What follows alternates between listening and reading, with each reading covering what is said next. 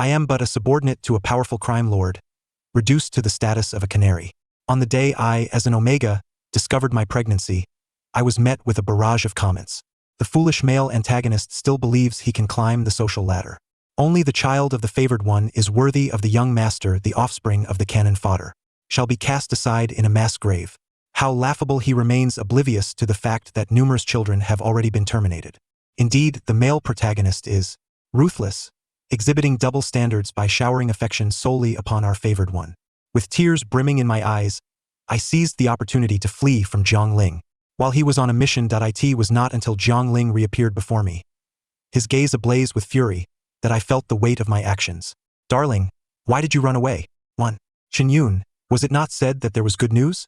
Zhang Ling's deep voice resonated in my ear as he affectionately tousled the back of my head. Upon hearing the comments, my limbs turned to jelly. On the table lay a file, which I carelessly opened, revealing a photograph of a stillborn child alongside several disfigured Omegas. Zhang Ling merely glanced over it, his eyes devoid of warmth.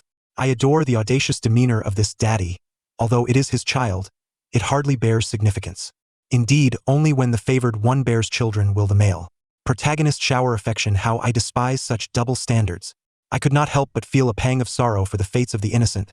Sensing my distress, Zhang Ling enveloped me in his embrace, whispering soothingly, "The deceased were inconsequential, do not grieve. I will protect you." I had assumed this was merely a case involving Zhang Ling's company. Little did I know, these were merely remnants of Zhang Ling's past.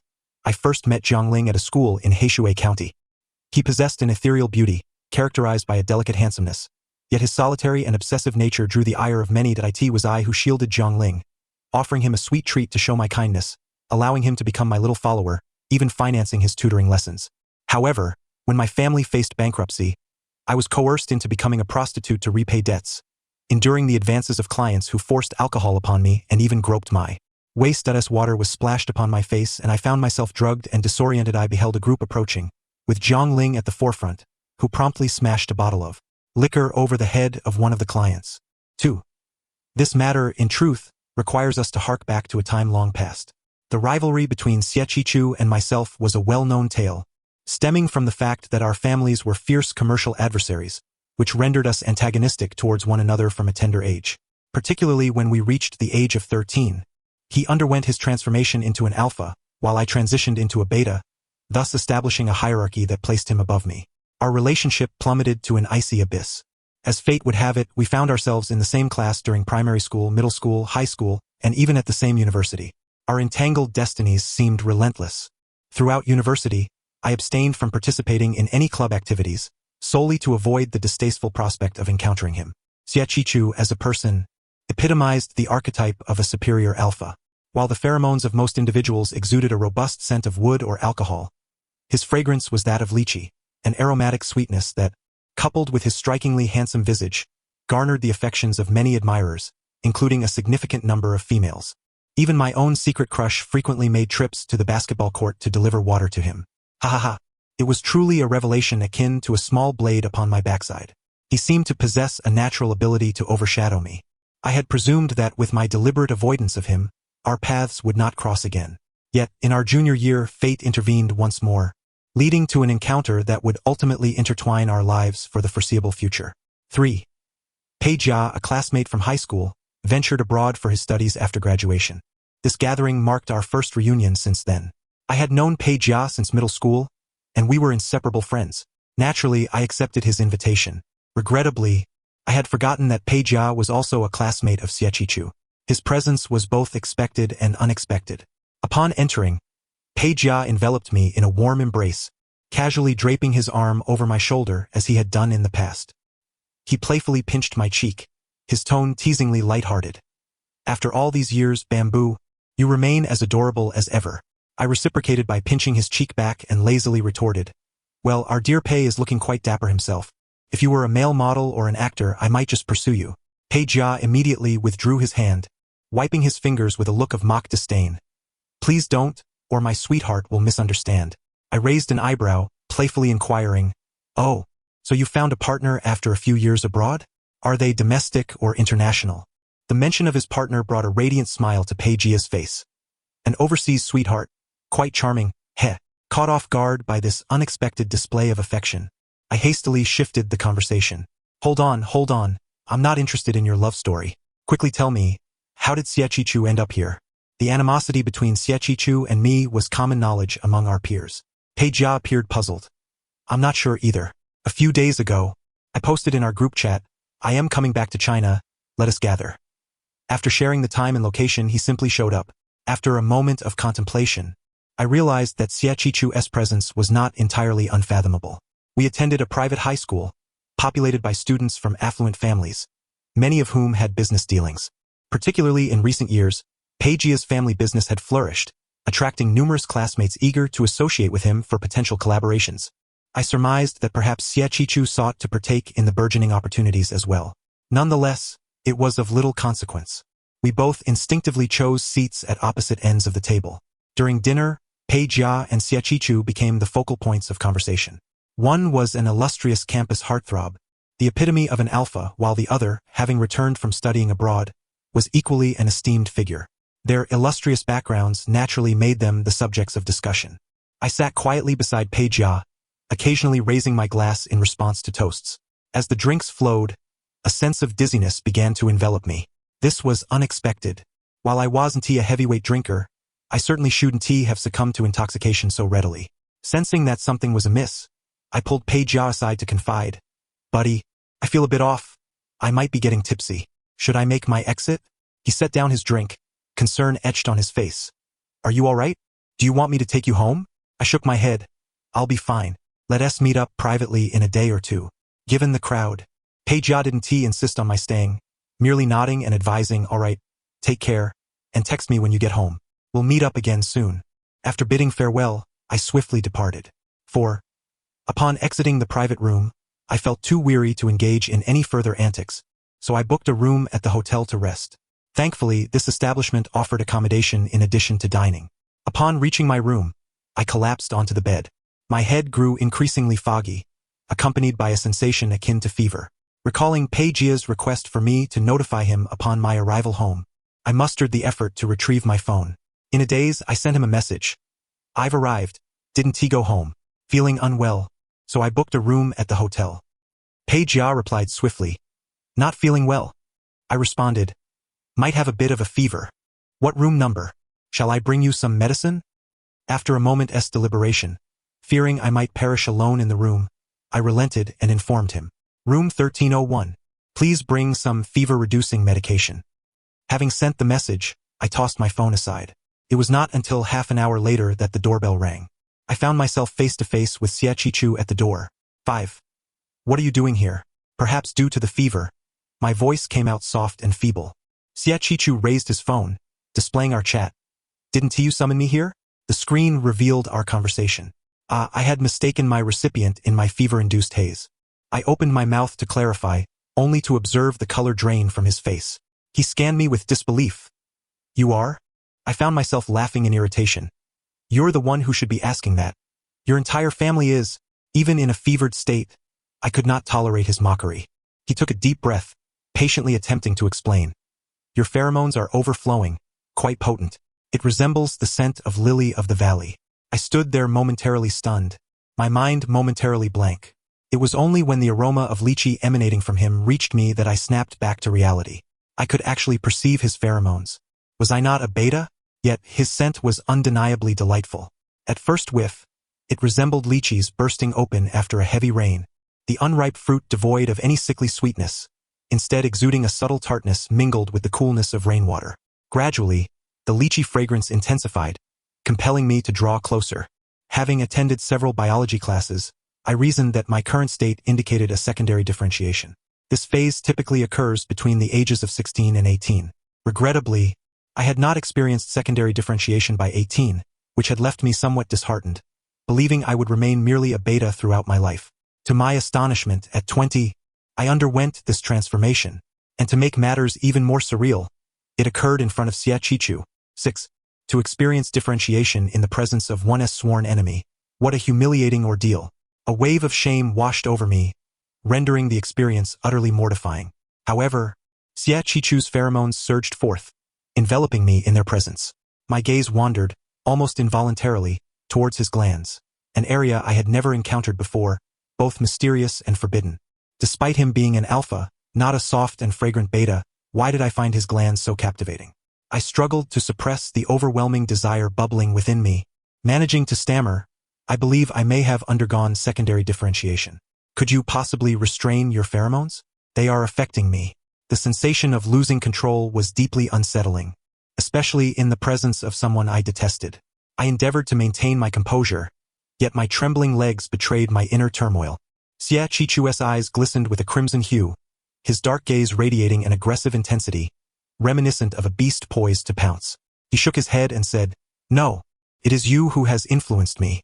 You have undergone a second differentiation, plunging directly into your estrus phase, which has inadvertently advanced my sensitive period."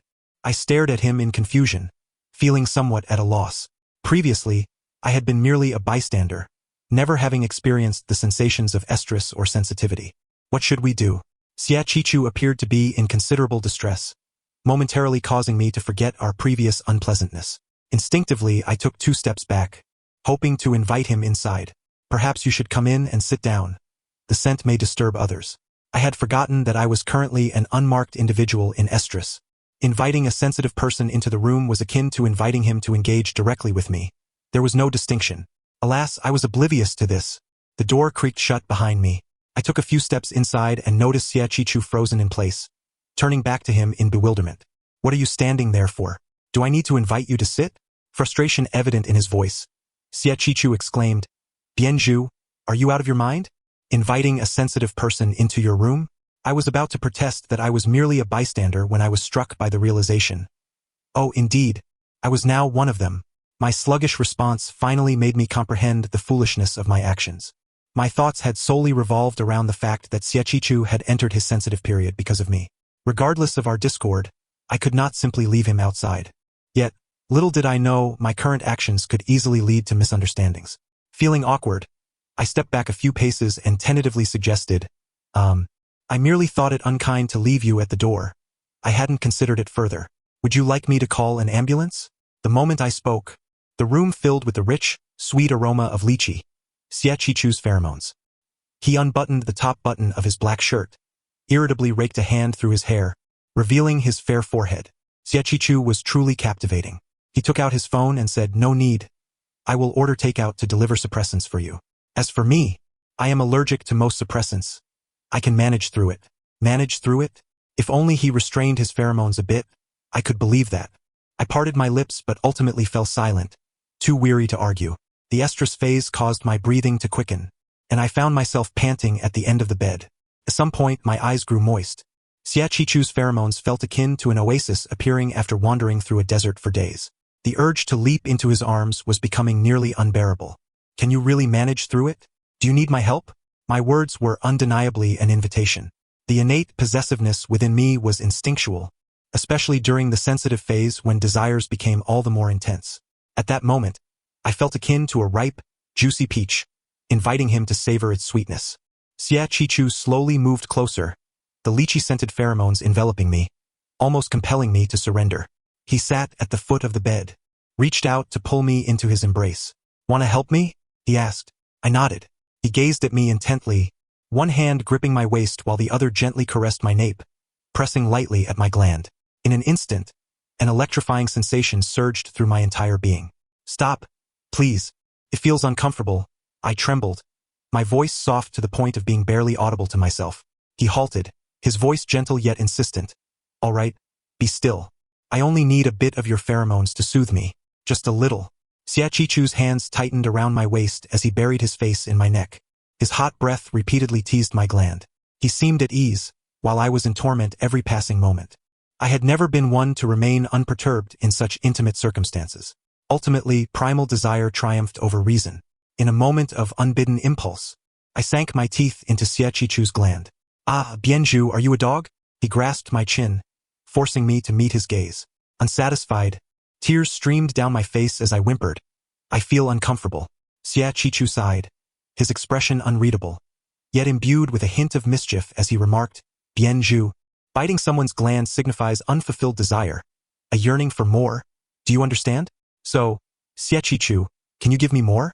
His eyes, devoid of any pretense, left Xia Qichu momentarily stunned. A blush crept across his alluring face, and for the first time, I witnessed a hint of shyness. The suppressants will arrive soon. Keep your distance. But you are the one holding me. How can I distance myself? Only then did Xiaqichu realize that he had been tightly gripping my waist. Our bodies pressed close together. Yet, I felt like a comforting plush toy, one he was reluctant to release. He gazed at me, his previously restless eyes now reflecting confusion.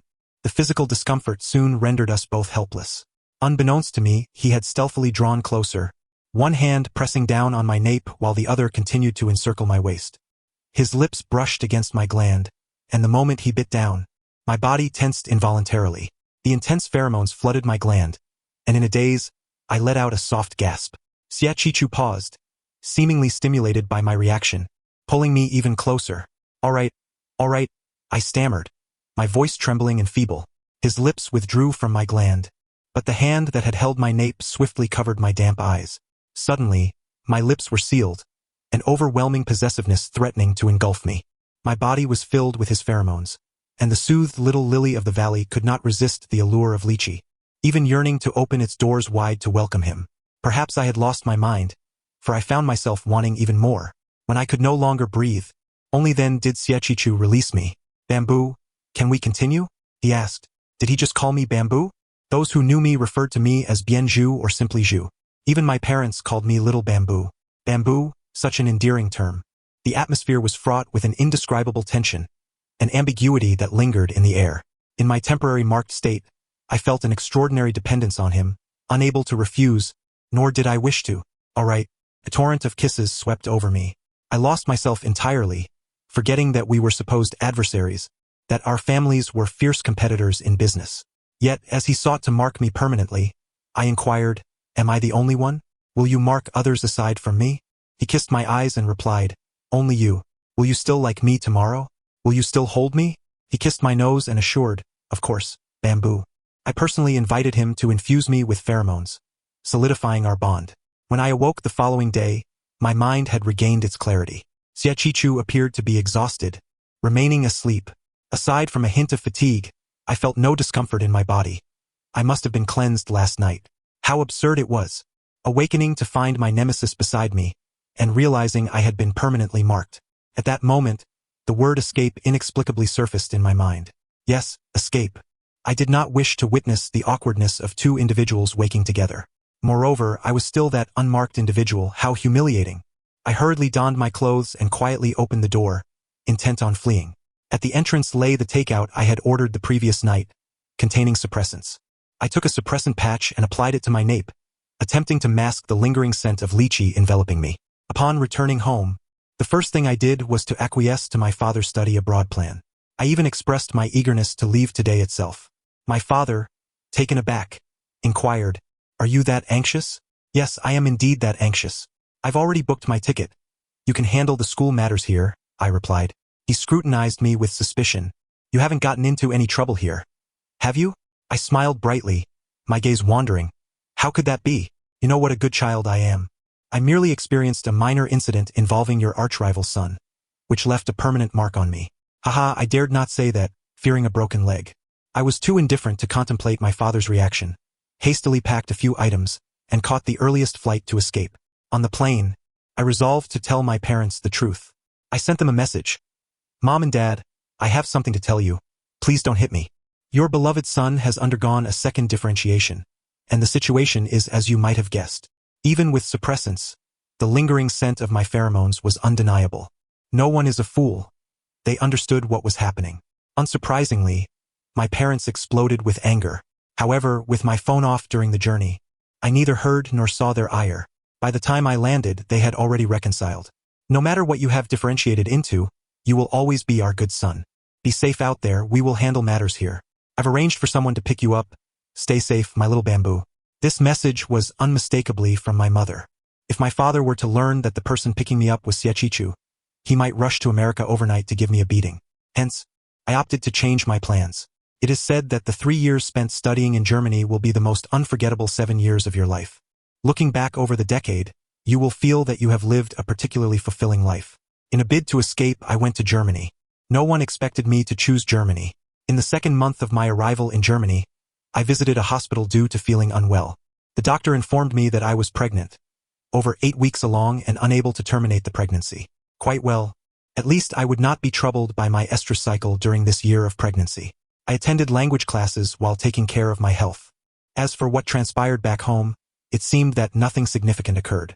At most, Peijia inquired about my whereabouts, to which I informed him that I was studying abroad. Everyone assumed I was in America, including Xiaqichu. The day after my departure, he requested leave from school and flew to America. Rumors circulated at school until he casually returned a week later. It was said that he spent his weekends away from school, flying to America daily. I knew he was searching for me. Unfortunately, I was not in America. Of course, I never anticipated that there would come a day when he would find me. On the sofa, 3 pairs of eyes locked in a silent standoff. An eerie atmosphere began to permeate the room. Zhang Ma, please take little Jelly to the nursery, I instructed. Zhang Ma was the nanny my father had specially hired from back home to care for me. Little Jelly is my son, and also Xiaqichu's son. Little Jelly clearly did not want to leave, pouting. Daddy, why should I go when this uncle isn't leaving? I suppressed my irritation and gently reassured him. This uncle has a thick skin. Don't learn from him. Be good and go. Daddy will pick you up this evening. Little Jelly obediently left with Zhang Ma. Inside, only the 2 of us remained. Xiaqichu leaned back on the sofa, a slight arch of his brow accompanied by a teasing tone. Mine? Although it was a question, he spoke with certainty, for little Jelly bore an uncanny resemblance to him as a child. I retorted, exasperated. Can't you see? You have no eyes. He lowered his gaze and replied, feigning hurt. Zhu, you are so fierce. Zhu, again with the Zhu. Zhu, you smell wonderful. Zhu, you're so adorable. Zhu, is this strength acceptable? Zhu, let us do it again. That night, he called me by that name endlessly. Now, whenever I hear Zhu, an inexplicable sensation stirs within me. I cannot articulate it, but it feels quite unsettling. Evading reality serves no purpose. Furthermore, it appears this situation is my fault. It was I who sent the erroneous message when he entered my room. It was my second differentiation that led him into a sensitive period. It was I who clung to him and refused to let go. It was my selfishness that concealed the truth from him, making him a father at the tender age of 24. The one who erred was I. The one who fled was I. Yet the one searching the world for me was him. When I first locked eyes with him, I earnestly said, Xiaqichu, I owe you an apology regarding this matter. Rest assured, I am willing to compensate you for whatever you desire. He suppressed his casual demeanor, seemingly amused by my words. Which matter are you referring to? Is it your sudden departure, or the concealment of our child? Xiaqichu slowly approached me, pulling me into his embrace. Reminiscent of that night, I was rendered speechless, awkwardly avoiding his gaze. I meant all of it. His hand pressed against the nape of my neck, compelling me to meet his gaze. That night was my fault. I will take responsibility. I want to. No. I broke free from Xiaqichu's grasp, my tone urgent. I do not want your responsibility. I can take care of him myself. Fear enveloped me. I could assert that there were no feelings between us. For 20 years, there had been none. A single night could not forge any. I did not require him to take responsibility for me, nor for little Jelly. I was afraid. I feared he would take my little Jelly away from me. Little Jelly is my child. I love him dearly, as do my parents. Whenever they have the opportunity, they fly to Germany to visit me and meet little Jelly. Xiaqichu is his biological father, and I am terrified he might attempt to take little Jelly away. He is so adorable that anyone would adore him. As for me, I have made up my mind. If the permanent mark cannot be washed away, I shall remove the gland. I have endured 3 years of estrus cycles. What is there to fear about the gland removal surgery? Xiaqichu, you should go back.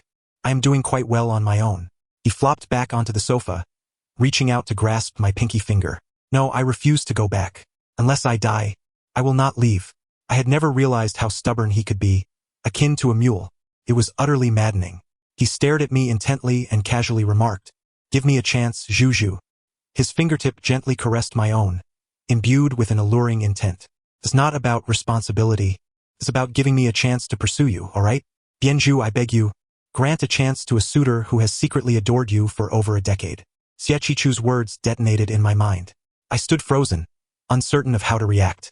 I recognized each word, yet their meaning eluded me. What do you mean? He rose and stepped closer to me. That day was not an accident. Everything was my fault. I liked you, which is why I did not refuse your invitation to enter the room. It was also because I liked you that I drew close to you. Moreover, it was due to my feelings for you that my possessiveness erupted, leading me to mark you. Bianju, do you despise me? His eyes glistened with unshed tears as he gazed at me with a pleading expression. A faint lychee fragrance wafted from him. Did I mishear? He said he had liked me for 10 years. Yet I seemed oblivious to this sentiment. Clearly, he had once found me insufferable. Unbeknownst to me, and perhaps driven by some inexplicable impulse, I found myself consenting to his presence. Every day after class, he would await me at the school gate, clutching a small bouquet of lily of the valley. Is that your child, little Jelly's father? My international friends, well acquainted with my little one, would inquire, though they had never met his other father. When Xie Qichu made his entrance, astonishment rippled through the crowd. So handsome, and you still don't want him? They exclaimed. Am I truly the sort to be swayed by mere appearances? Certainly not. Superficial charm holds little value for me. If he desires to pursue me, he must demonstrate genuine intent. I relished the irony of receiving affection from my former nemesis. Yet, life is replete with surprises. Ever since Xie Qichu arrived, my ardor has become increasingly unbearable. May I not receive a hug? I mustered the courage to ask him, having mentally prepared myself for the request. Ever since the permanent marking, the pheromones emanating from him exert a potent allure over me. When he is absent, my discomfort is manageable. However, his presence is irresistible, drawing me closer as only in his proximity can my restless heart find solace. Yet this fellow seems determined to tease me. He leisurely steps back, maintaining distance. Did you not say yesterday that I am still not officially part of your life, and that we should keep our distance? He truly has not changed, holding on to grudges with remarkable tenacity. Then I shall seek companionship elsewhere. He doesn't even glance my way, simply replies, fine. Skeptical, I press on, I truly will. Go ahead, but remember to close the door behind you. Very well, I concede defeat. How can I possibly compete with him? Marked for eternity, where else could I turn? I swiftly wrapped my arms around his neck and pressed my lips against his. Darling, please mark me once more. Epilogue. At my father's archrival's residence, there exists a striking figure named Bianju. How does one describe him? Both perilous and alluring. From a young age, he has not shied away from placing obstacles in my path, always vying against me, yet never succeeding.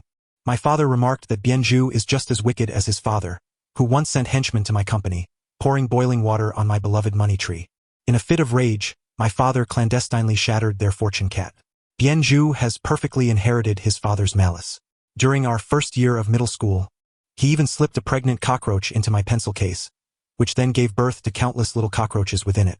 At that moment, I nearly lost my composure and dealt him a sound thrashing. By the time we reached the third year of middle school, however, we began to diverge. I transformed into a being of sweet lychee flavor, which I did not particularly favor, as I preferred the scent of lily of the valley. He, on the other hand, evolved into something else entirely, but he seemed discontented, his gaze burning with an intensity that felt as though it could pierce me to the core. When did my feelings begin to shift? Perhaps it was during my first year of high school. I dreamt of Bianju, enveloped in the fragrance of lily of the valley, soft and enticing, igniting a desire to throw myself at him. Yet, in the dream as in reality, I remained timid. When he approached, I bashfully rebuffed him. Upon waking, I chastised myself for my lack of resolve. After graduating from high school, I made a secretive decision to apply to the same university as him, unwilling to remain too distant. Perhaps fate, too, could not bear to see us apart. In our third year, a fortuitous opportunity arose at a gathering when Bianju mistakenly sent a message intended for someone else to me. It was the first time I encountered a different side of him, as if he were a captivating sprite, hastening the onset of my susceptibility. I was aware of my transgression, yet I could not restrain myself. The inner turmoil of possessiveness and desire threatened to erupt. He continued to provoke me, and the restlessness of my sensitive period clouded my judgment. Tomorrow, I would surely declare my affections grandly. Alas, the next time I saw him was not until 3 years later. He had evaded me for 3 years, and I scoured the entirety of the United States in search of him, only to discover he had taken refuge in Germany, secretly fathering a child. They all claim the child resembles me, though I believe it bears his likeness, adorable just like him. 3 years later, when I finally laid eyes on him again, all grievances dissipated, leaving only longing and an abundance of love. At last, I had persevered through the trials, and Bianju ultimately accepted me. Of course, It would have been even better had he not extended his studies, but I shall remain by his side, unwavering. The end. Thank you for listening. If you enjoyed this tale, please consider subscribing and liking to support. Until we meet again in the next story.